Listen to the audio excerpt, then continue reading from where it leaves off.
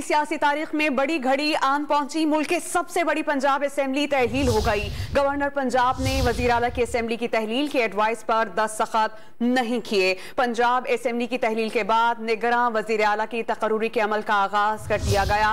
Governor Punjab अलीकुर Rahman ने वजीर आला पंजाब और कायदे इस इख्तलाफ को मुरासले जारी कर दिए हैं। इस पर हम बात करते हैं डॉन न्यूज़ के नुमाइंदे उमर फारूक से। उमर, बताइएगा, अब पंजाब असेंबली तहलील हो गई है, जो मुरासले जारी किए गए हैं उनका मतन क्या है?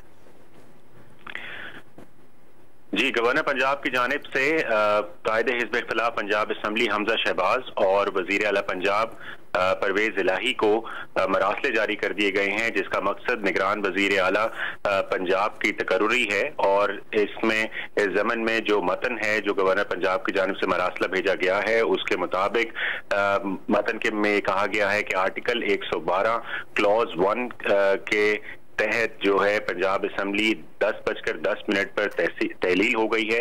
इसके साथ ही अब आईनी अमल का जो है वो आगाज कर दिया है बतौर गवर्नर पंजाब ने, और उन्होंने 17 जनवरी तक जो है वो नाम मांगे हैं वजीर आला से और कायदे हिज़्ब इख्तिलाफ पंजाब असेंबली हमजा शहबाज से, और इन 3 दिनों में वो दोनों नाम देंगे। और इसकी जो 17 जनवरी को भी रात 10:10 तक लिमिट है नाम देने की। इसके साथ साथ जो मरासला जारी किया गया है गवर्नर पंजाब की जानिब से, उसमें यह भी लिखा गया है कि अगर वो उनसे मुलाकात करना चाहें ताकि उन तीनों की मुलाकात हो जाए, यानी गवर्नर की, कायदे हिज़्ब इख्तिलाफ पंजाब असेंबली की और वजीर आला पंजाब की, तो वो इस मकसद के लिए जो है वो अवेलेबल होंगे ताकि वो अपनी आईनी जिम्मेदारियां जो हैं वो अदा कर सके।